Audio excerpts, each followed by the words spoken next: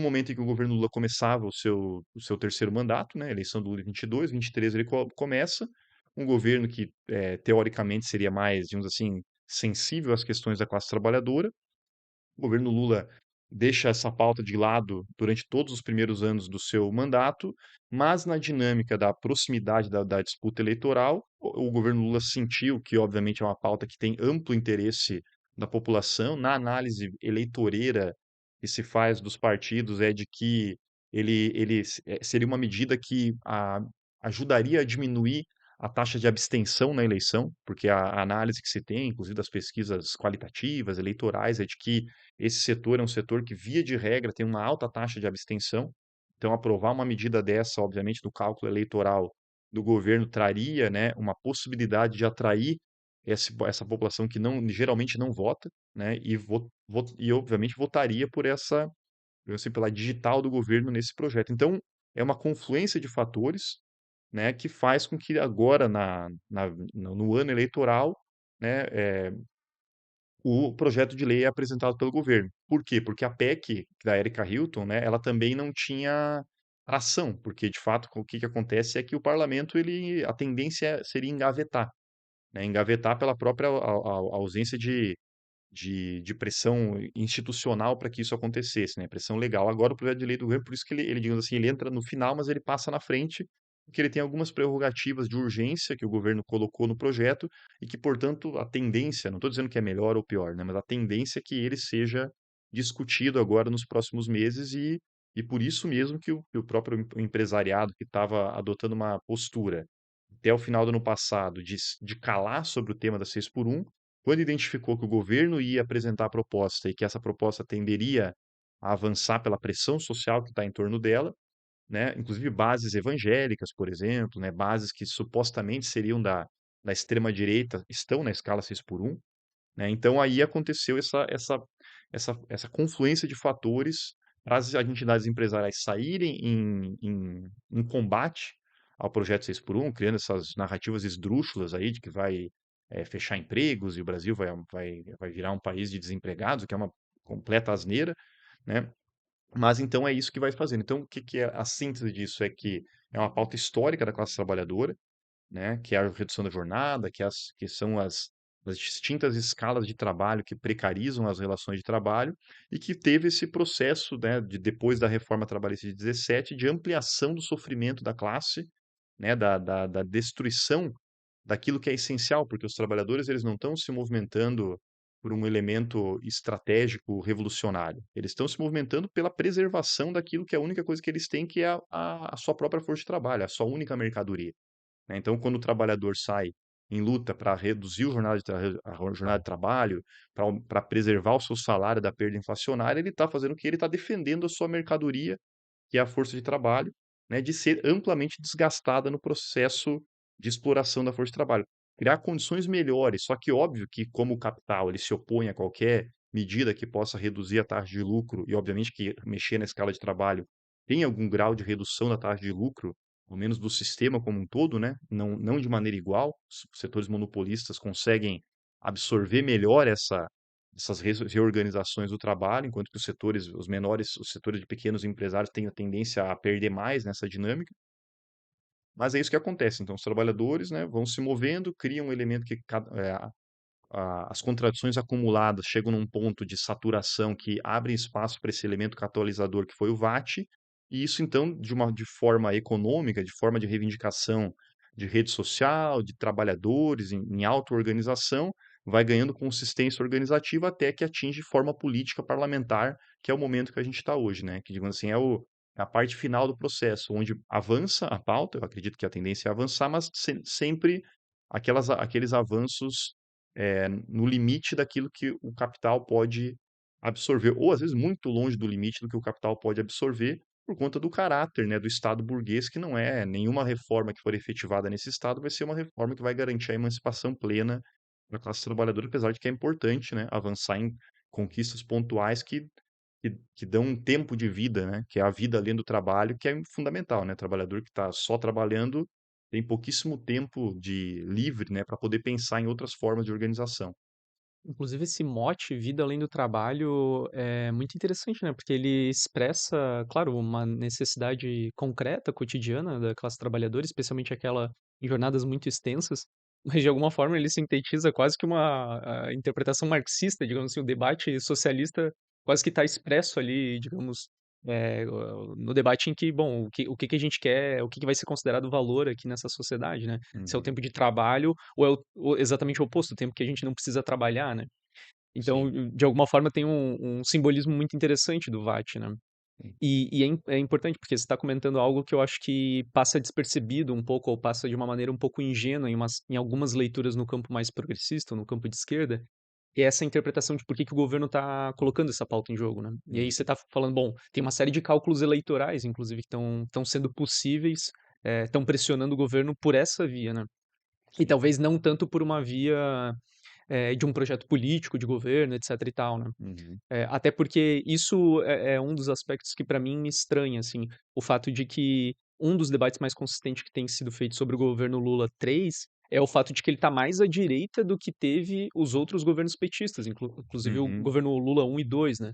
Então estranha muito que um governo que está muito mais à direita, que está bom, tem o Alckmin de vice, tem feito uma série de políticas, tá entregando as terras raras agora, tem a privatização do Rio Tapajós, etcétera, uma série de políticas liberais passando, e aí daí parece que ele coloca uma bandeirinha no no final do segundo tempo, antes das eleições, Uhum. para digamos assim, acenar que não, ainda tem um perfil, digamos. Sim, e aí a gente tem exatamente isso, né, um cálculo, mas é que a gente nunca pode desconsiderar que é um cálculo dentro de uma base social estabelecida, né, e bem ou mal, há uma sensibilidade maior desse perfil de governo a uma pauta da classe. Eu não estou dizendo que o governo vai propor nada de propor pautas que vão no sentido de defender a classe trabalhadora, mas há uma capacidade, pela própria origem do Partido dos Trabalhadores, pela própria identificação que, bem ou mal, no imaginário da classe trabalhadora, a figura do Lula ainda causa, né? Então, acaba sendo um governo que tem uma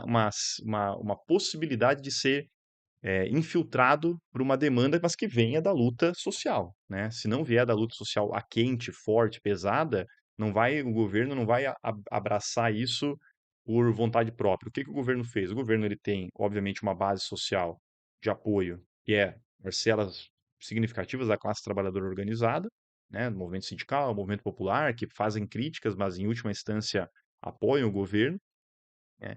Tem uma base, digamos assim, mais difusa de uma certa identificação de setores da classe trabalhadora com a figura do Lula, e isso então torna o governo mais, pressionado e permeável a uma pauta como essa, sempre no sentido não de abraçar a pauta como um todo e pegar ela, abraçar e jogá-la para frente.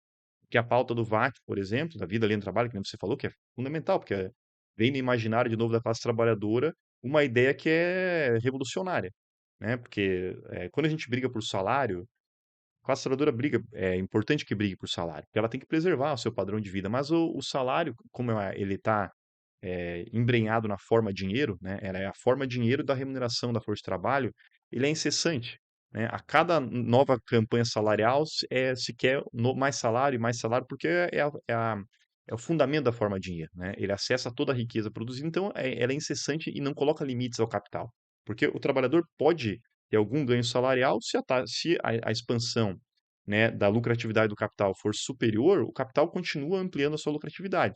Então isso não é radicalmente contrário à forma capitalista. Os ganhos salariais, apesar de serem decisivos e fundamentais para as campanhas salariais, para as lutas da classe trabalhadora, para as greves, a maior parte das greves está em torno do salário. Mas quando vem o tema da jornada, ele é muito mais radical do ponto de vista que a redução da jornada ou uma reorganização da jornada que diminua, né, a possibilidade desse tempo para a exploração do capital, vai na raiz do que é o processo de extração do mais valor. Então, por isso que ele trazer de novo esse tema do VAT, da vida além do trabalho, é muito importante para a classe trabalhadora, né. Não trazer mais como uma bandeira sem retaguarda para poder agitar, mas sim como uma bandeira que agora tem, né, uma retaguarda social que está interessada no fim dessa escala de trabalho. Obviamente que um governo, se fosse um governo de, digamos assim, de transição, um governo que tivesse como perspectiva o socialismo, o que que um governo como esse faria? Abraçaria essa bandeira da 6 por 1 que está quente, imediatamente proporia todas as demais bandeiras de redução da jornada de trabalho que estão presentes, porque não é só o pessoal da 6 por 1 que tem interesse em redução da jornada de trabalho. Toda a classe trabalhadora tem interesse na redução da jornada de trabalho sem redução de salário. Então poderia, a partir disso, com um governo que tivesse esse caráter mais avançado, e não estou falando nem socialista, de fato, mas assim, com um horizonte pelo menos socialista, de jogar essa bandeira para frente, né? O governo Lula, como ele é permeável pela sua base social, pela sua construção no imaginário da classe trabalhadora, ele absorve essa bandeira, ele coloca o projeto de lei, mas é um projeto de lei negociado, né? Então é a É o linha mínimo, digamos assim. é o Ao invés dele mínimo, colocar o máximo, ele coloca o é mínimo é ali. é um programa mínimo sempre aquém do que poderia ser, que inclusive poderia se avançar mais nesse programa mínimo que a gente tá que está sendo colocado, né. E vem sempre com essa dubiedade, porque ao mesmo tempo que avança, porque incorpora aquilo que veio pela pressão da base da classe trabalhadora, né, da campanha pelo fim da 6 por 1, faz nessa linha de negociação, de abrir um espaço para que os empresários, para que o grande capital possa minimizar os danos à sua taxa de lucro através das negociações coletivas que vão vir na sequência. Negociações coletivas onde, via de regra, os sindicatos têm pouquíssima força hoje de fazer o enfrentamento ao grande capital monopolista, que é quem vai ter força para fazer esse enfrentamento. Então, eu diria que é um governo que fica nessa contradição, né? Uma contradição, mas que não uma contradição que seja, digamos assim, favorável a um projeto emancipatório. Uma contradição que preserva, digamos assim, um controle, né, da classe trabalhadora, apesar de ser muito diferente do que seria, digamos assim, a postura de um governo Bolsonaro em relação a essa pauta. E aí a gente teria uma dinâmica totalmente diferente, né? Não entra no cálculo, pensando só a dinâmica eleitoral, não entra no cálculo eleitoral daqueles, digamos assim, mais puros sangues do bolsonarismo, né? A própria família Bolsonaro abraçar essa pauta. O cálculo eleitoral deles é o contrário. O cálculo eleitoral deles, inclusive pela base social pequeno-burguesa, que dá muita sustentação para esse fenômeno da extrema-direita brasileira, é justamente, né, e é justamente ser linha de frente do combate ao fim da 6 por 1. Porque aí que está o ponto importante, porque se o grande capital ele consegue negociar com os setores da classe trabalhadora, né, para reorganizar o trabalho e até ter benesses dessa nova escala, a pequena burguesia ela é a classe perdedora numa disputa quente entre trabalhador e grande capital, porque a pequena burguesia não tem essa capacidade de. Então você vê que eh, essa base pequeno-burguesa que sustenta a figura política da extrema-direita é quem está fazendo a linha de frente no combate, né, ao fim da escala 6 por 1. O grande capital, no começo, óbvio que vai atacar o máximo possível, vai que através da Fiesp, através da CNI, Confederação Nacional das Indústrias, através da CNC, Confederação Nacional do Comércio, fizeram uma enxurrada de estudos mequetrefes para dizer que o fim da escala 6 por 1 quebraria o Brasil, né? Mas essa é, digamos assim, a medida de primeira instância do grande capital. Primeiro ele tem que combater, mas ele combate para negociar, né? Porque depois ele, né, como a gente está falando de do fim de uma escala que não vai quebrar a economia brasileira, que não vai levar, digamos assim, uma insurreição popular, então o grande capital consegue negociar. Quem fica nessa posição de ultra-agressividade é a própria pequena burguesia, que daí sim, né, vai ter, digamos assim, os maiores prejuízos, apesar de que nem todos terão, né? O efeito prático não é tão generalizado de aumento de custos, etc, etc, né. E aí, camarada, gostou desse corte? Quer ver o Prelúdio chegar cada vez mais longe? Então junte-se a nós. O Prelúdio é um podcast socialista e revolucionário, construído de forma independente e autofinanciada para analisar a realidade da conjuntura brasileira e contribuir com a luta da nossa classe. Com o seu apoio, conseguimos crescer cada vez mais. Há duas formas de fazer isso. Uma é se tornando membro da escola, da IFOP Vânia Bambirra, por apenas R$ 10 por mês, e a outra é fazendo uma doação de um valor pontual que for possível para você. As duas formas nos ajudam bastante, então não deixe de contribuir se for possível. Além disso, você também nos ajuda se inscrevendo nesse canal, curtindo e compartilhando os nossos materiais para chegar cada vez mais longe. É isso, até uma próxima, tchau, tchau.